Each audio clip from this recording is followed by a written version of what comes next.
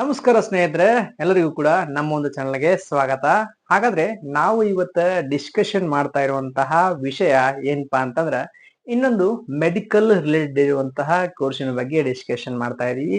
ಹಾಗಾದ್ರೆ ಯಾವ ಕೋರ್ಸ್ ಅದಂತಂದ್ರ ಈ ಒಂದು BDS ಅನ್ನೋ ಒಂದು ಕೋರ್ಸಿನ ಬಗ್ಗೆ ಸಂಪೂರ್ಣವಾಗಿ ಮಾಹಿತಿನ ಕೊಡ್ತಾ ಹೋಗ್ತೀವಿ. ಅಂದ್ರೆ ಈ ಒಂದು ಕೋರ್ಸ್ ಅಂತಂದ್ರೇನು, ಅದರ ಜೊತೆಗೆ ಈ ಒಂದು ಕೋರ್ಸಿನ ಎಲಿಜಿಬಿಲಿಟಿ ಏನಿರ್ತತಿ, ಈ ಒಂದು ಕೋರ್ಸ್ ನ ಮಾಡಿದಾಗ ನಾವು ಎಷ್ಟು ವರ್ಷ ಇದರ ಡ್ಯೂರೇಷನ್ ಇರ್ತೈತಿ, ಅದರ ಜೊತೆಗೆ ಇದರ ಎಂಟ್ರೆನ್ಸ್ ಎಕ್ಸಾಮ್ಸ್ ಗಳೇನಿರ್ತಾವು, ಅದರ ಜೊತೆಗೇನೆ ಈ ಒಂದು ಕೋರ್ಸ್ ಒಳಗಡೆ ಬರುವಂತಹ ಸಬ್ಜೆಕ್ಟ್ ಅಥವಾ ಸಿಲೆಬಸ್ ಎಲ್ಲ ಏನಿರ್ತತಿ, ಅದರ ಜಾಬ್ ಅಪಾರ್ಚುನಿಟಿಗಳನ್ನ ನೋಡ್ತಾ ಇದೀವಿ. ಅದರ ಜೊತೆಗೆ ಈ ಒಂದು ಕೋರ್ಸಿನ ಸ್ಯಾಲರಿ ಸ್ಕೇಲ್ ಏನಿರ್ತತಿ, ಈ ಕೋರ್ಸ್ ನ ಮುಗಿಸಿದ ಮೇಲೆ ನಮಗ ಏನೆಲ್ಲ ಹೈಯರ್ ಎಜುಕೇಶನ್ ಇರ್ತದೆ ಅಂತ ಹೇಳಿ ವಿತಿನ್ 10 ಮಿನಿಟ್ಸ್ ಒಳಗಡೆ ಇನ್ ಡೀಟೇಲ್ ಆಗಿ ಇನ್ಫಾರ್ಮೇಶನ್ ನ ಕೊಡ್ತಾ ಹೋಗ್ತೀವಿ ಈ ಒಂದು ವಿಡಿಯೋದಲ್ಲಿ. ಹಾಗಾದ್ರೆ ಯಾರೆಲ್ಲ ವಿದ್ಯಾರ್ಥಿಗಳು ಹೊಸದಾಗಿ ನಮ್ಮ ಒಂದು ಚಾನೆಲ್ ಗೆ ವಿಸಿಟ್ ಮಾಡಿದ್ರಲ್ಲ, ನಮ್ಮ ಒಂದು ಚಾನೆಲ್ ನ ಸಬ್ಸ್ಕ್ರೈಬ್ ಮಾಡೋದನ್ನ ಮರಿಬೇಡಿ. ನಿಮ್ಮ ಸಬ್ಸ್ಕ್ರಿಪ್ಷನ್ ಇಂದ ನಮಗೆ ಅತಿ ಹೆಚ್ಚು ವಿಡಿಯೋಸ್ ಗಳನ್ನ ಮಾಡ್ಲಿಕ್ಕೆ ಇನ್ಫಾರ್ಮೇಶನ್ ಸಿಗ್ತದೆ. ಅದರ ಜೊತೆಗೇನೆ ಮೊದಲಿಗೆ ಈ ಒಂದು BDS ಅಂತಂದ್ರೆ ಏನಂತ ನೋಡ್ಬೋಣ. So BDS is nothing but bachelor of dental surgery ಅಂತ ಕರಿತೀವಿ ನಾವು. ಸೊ ಈ ಒಂದು ಕೋರ್ಸ್ ನ ಮಾಡ್ಬೇಕಾದ್ರೆ ನಾವು ಎಲಿಜಿಬಿಲಿಟಿ ಏನಿರುತ್ತೆ, ನಮ್ಮ ಎಲಿಜಿಬಿಲಿಟಿ ಏನಿರ್ಬೇಕಂತಂದ್ರೆ ನಾವು PUC ಸೈನ್ಸ್ ಒಳಗಡೆ ಪಾಸ್ ಆಗಿರ್ಬೇಕಾಗ್ತದೆ. ನಮ್ಮ ಒಂದು ಕಾಂಬಿನೇಷನ್ ಫಿಸಿಕ್ಸ್, ಕೆಮಿಸ್ಟ್ರಿ, ಬಯಾಲಜಿನ ಹೊಂದಿರಬೇಕಾಗ್ತದೆ.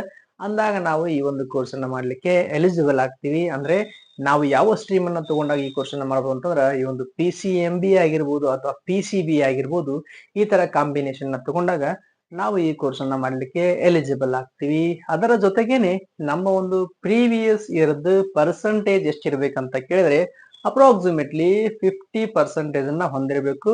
ಒಂದಿಷ್ಟು ರಿಸರ್ವ್ಡ್ ಕ್ಯಾಟಗರಿಗೆ 45 ಇಂದ 50 ವರೆಗೂ ಕೂಡ ಅವರಿಗೆ ರಿಸರ್ವ್ಡ್ ಇರ್ತದೆ. ಅದಾದ್ಮೇಲೆ ನೆಕ್ಸ್ಟ್ ಏನಪ್ಪಾ ಅಂತಂದ್ರ ಈ ಒಂದು ಕೋರ್ಸ್ ಅನ್ನ ಮಾಡ್ಬೇಕಾದ್ರ ನಮಗೇನಾದ್ರು ಎಂಟ್ರನ್ಸ್ ಎಕ್ಸಾಮ್ಸ್ ಗಳು ಇರ್ತಾವ ಅಂತ ಕೇಳ್ಬೋದು ನೀವು. ಸೊ ಡೆಫಿನೆಟ್ಲಿ ಇಲ್ಲಿ ಒಂದು ಎಂಟ್ರನ್ಸ್ ಎಕ್ಸಾಮ್ ನಿಮ್ಗ ಮ್ಯಾಂಡೇಟರಿ ಆಗಿರ್ತದ. ನೀವು ಈ ಒಂದು ಡೆಂಟಲ್ ಸರ್ಜರಿ ಕೋರ್ಸ್ ನ ಮಾಡ್ಬೇಕಾದ್ರ ಈ ಒಂದು ಎಂಟ್ರನ್ಸ್ ಎಕ್ಸಾಮ್ ಅನ್ನ ಬರೆದು ಎಲಿಜಿಬಲ್ ಆದಾಗ ಮಾತ್ರ ನೀವು ಈ ಕೋರ್ಸ್ ಅನ್ನ ಮಾಡಬಹುದು. ಯಾವ್ದಪ್ಪಾ ಅಂತಂದ್ರೆ ಅದು ಈ ಒಂದು NEET under graduated entrance exam ಅನ್ನ ನೀವು ಬರೆದು ಎಲಿಜಿಬಲ್ ಆದಾಗ ಮಾತ್ರ, ಆ ಒಂದು ಎಂಟ್ರನ್ಸ್ ಎಕ್ಸಾಮ್ ಅನ್ನ ಬರೆದು ನೀವು ಪಾಸ್ ಆದಾಗ ಮಾತ್ರ ಈ ಒಂದು ಕೋರ್ಸ್ ಅನ್ನ ಮಾಡ್ಲಿಕ್ಕೆ ಎಲಿಜಿಬಲ್ ಆಗ್ತೀರಾ. ಅದಾದ್ಮೇಲೆ ಈ ಒಂದು ಕೋರ್ಸ್ ನ ಮಾಡಿದ್ರು, ನಾವು ಈ ಒಂದು ಕೋರ್ಸ್ ನ ಕಲಿತಾ ಇದೀವಿ.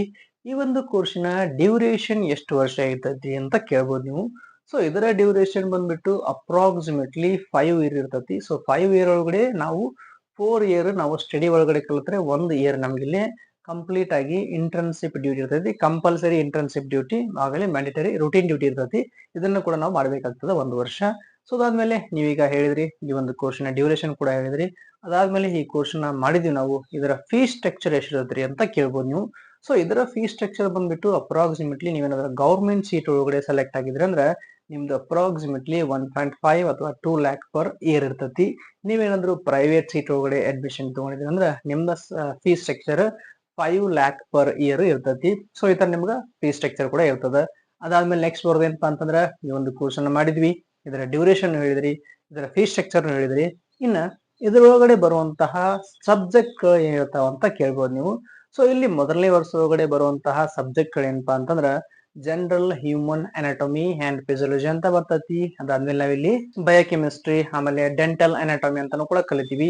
ಅದಾದ್ಮೇಲೆ 2ನೇ ಹಾಗೂ 3ನೇ ವರ್ಷದೊಳಗಡೆ ಏನೆಲ್ಲ ಸಬ್ಜೆಕ್ಟ್ ಗಳನ್ನ ಕಲಿತೀವಿ ಅಂತಂದ್ರೆ ನಾವು ಜನರಲ್ ಪ್ಯಾಥಾಲಜಿ ಆಗಿರ್ಬೋದು ಅಥವಾ ಬಯೋಕೆಮಿಸ್ಟ್ರಿ ಆಗಿರ್ಬೋದು, ಮೈಕ್ರೋ ಬಯಾಲಜಿ ಆಗಿರ್ಬೋದು. ಅದಾದ್ಮೇಲೆ ನಾವಿಲ್ಲಿ ಫಾರ್ಮಕೋಲಜಿ ಅಂತ ಕಲಿತೀವಿ, ಡೆಂಟಲ್ ಮೆಟೀರಿಯಲ್ಸ್ ಅಂತ ಕಲಿತೀವಿ. ಅದಾದ್ಮೇಲೆ ಪ್ರೀ ಕ್ಲಿನಿಕ್ ಪ್ರೋಥೋಡೆನ್ಸಿಸ್ ಅಂತ ಕಲಿತೀವಿ. ಅದಾದ್ಮೇಲೆ ನಾವಿಲ್ಲಿ ಕನ್ಸರ್ವೇಟಿವ್ ಡೆನ್ಸಿಟರಿ ಅಂತ ಕೂಡ ಕಲಿತೀವಿ. ಇನ್ನು ನೆಕ್ಸ್ಟ್ ಫೈನಲ್ ಇಯರ್ ಅಂದ್ರೆ ಕೊನೆ ವರ್ಷದೊಳಗಡೆ ಏನೆಲ್ಲ ಸಬ್ಜೆಕ್ಟ್ ಅನ್ನ ಕಲಿತೀವಿ ಅಂತಂದ್ರೆ ನಾವು ಇಲ್ಲಿ ಮೊದಲನೇ ಸಬ್ಜೆಕ್ಟ್ ಓರಲ್ ಪ್ಯಾಥಾಲಜಿ ಆಗಿರ್ಬೋದು, ಆಮೇಲೆ ಕಮ್ಯುನಿಟಿ ಡೆಂಟಿಸ್ಟರಿ ಆಗಿರ್ಬೋದು, ಮೆಡಿಸಿನ್ ಆಗಿರ್ಬೋದು, ಆಮೇಲೆ ರೇಡಿಯಾಲಜಿ ಆಗಿರ್ಬೋದು, ಅದಾದ್ಮೇಲೆ ಆರ್ಥೋಡೆಂಟಿಸ್ಟ್, ಆಮೇಲೆ ಸರ್ಜರಿ, ಅದಾದ್ಮೇಲೆ ಪೆರಿಡೋ ಡೆಂಟಾಲಜಿ ಅಂತ ನಾವು ಈ ತರ ಸಬ್ಜೆಕ್ಟ್ ನಾವು ಫೈನಲ್ ಇಯರ್ ಕಲಿತೀವಿ. ಅದಾದ್ಮೇಲೆ ನೆಕ್ಸ್ಟ್ ಏನಪ್ಪಾ ಅಂತಂದ್ರೆ ಈ ಒಂದು ಕೋರ್ಸ್ ನ ಮುಗಿಸಿದ್ವಿ, ಇದ್ರೊಳಗಡೆ ಸಬ್ಜೆಕ್ಟ್ ಗಳನ್ನ ನೋಡಿದ್ವಿ 1 to ಫೈನಲ್ ಇಯರ್ ವರೆಗೂ.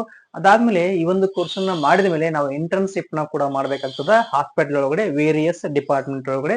ಆ ಡೆಂಟಲ್ ಹಾಸ್ಪಿಟಲ್ ಒಳಗಡೆ ವೇರಿಯಸ್ ಡಿಪಾರ್ಟ್ಮೆಂಟ್, ಸರ್ಜರಿ ಆಗಿರ್ಬೋದು ಅಥವಾ ಒಂದಿಷ್ಟು ಪ್ಯಾಥಾಲಜಿ ಡಿಪಾರ್ಟ್ಮೆಂಟ್ ಆಗಿರ್ಬೋದು, ಇದರ ಡಿಪಾರ್ಟ್ಮೆಂಟ್ ಒಳಗಡೆ ನಾವು ಆ ಒಂದು ಇಂಟರ್ನ್ಶಿಪ್ ನ ಕೂಡ ಮುಗಿಸ್ಬೇಕಾಗ್ತದ. ಅದಾದ್ಮೇಲೆ ನೆಕ್ಸ್ಟ್ ಏನಪ್ಪಾ ಅಂತಂದ್ರ ಈ ಒಂದು ಕೋರ್ಸ್ ನ ಮುಗಿಸಿದ್ವಿ ನಾವು, ಈ ಒಂದು ಕೋರ್ಸ್ ಒಳಗಡೆ ಇಂಟರ್ನ್ಶಿಪ್ ನು ಹೇಳಿದ್ರಿ.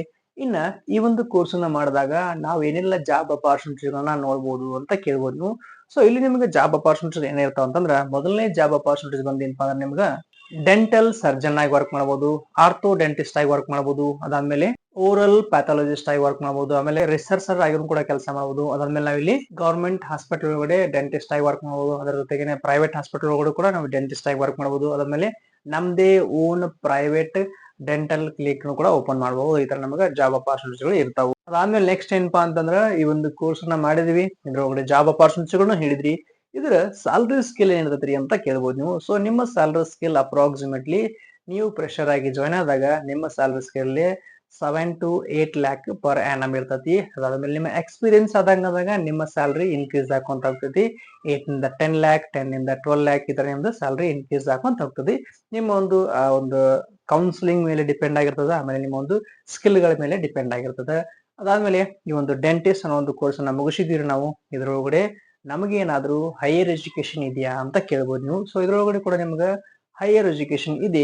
ಏನೆಲ್ಲ ಹೈಯರ್ ಎಜುಕೇಶನ್ ಇದೆ ಅಂತ ನೋಡೋಣ. ಈಗ ಮೊದಲಿಗೆ ನಿಮ್ಮ ಇಲ್ಲಿ MDS ಅಂತ ಕಲಿಬಹುದು, ಅಂದ್ರೆ ಮಾಸ್ಟರ್ಸ್ ಆಫ್ ಡೆಂಟಲ್ ಸರ್ಜನ್ ಅಂತ ಕಲಿಬಹುದು. ಅದಾದ್ಮೇಲೆ MPH ಅಂತಾನು ಕೂಡ ಕಲಿಬಹುದು. ಆದ್ಮೇಲೆ MHA ಅಂತಾನು ಕೂಡ ಕಲಿಬಹುದು.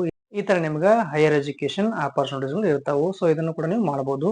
ಸೊ ಇದು ನಿಮ್ಗೆ ಕಂಪ್ಲೀಟ್ ಇನ್ಫಾರ್ಮೇಶನ್ ಅಬೌಟ್ ಈ ಒಂದು BDS ಅನ್ನೋ ಒಂದು ಕೋರ್ಸಿನ ಬಗ್ಗೆ. ಯಾರೆಲ್ಲ ವಿದ್ಯಾರ್ಥಿಗಳು ನೀಟ್ ಎಕ್ಸಾಮ್ ಅನ್ನ ಬರೆದು ಈ ಒಂದು ಡೆಂಟಲ್ ಕೋರ್ಸ್ ಅನ್ನ ಸರ್ಚ್ ಮಾಡ್ತಾ ಇರ್ತಾರಲ್ಲ, ಅವರಿಗೂ ಕೂಡ ಈ ಒಂದು ವಿಡಿಯೋನ ಶೇರ್ ಮಾಡಿ. ಅದೇ ರೀತಿ ಯಾರೆಲ್ಲ ವಿದ್ಯಾರ್ಥಿಗಳು ಈ ಒಂದು ವಿಡಿಯೋನ ನೋಡ್ತಾ ಇದ್ರಲ್ಲ, ನಮ್ಮ ಚಾನಲ್ ಅನ್ನ ಸಬ್ಸ್ಕ್ರೈಬ್ ಮಾಡೋದನ್ನು ಕೂಡ ಮರಿಬೇಡಿ.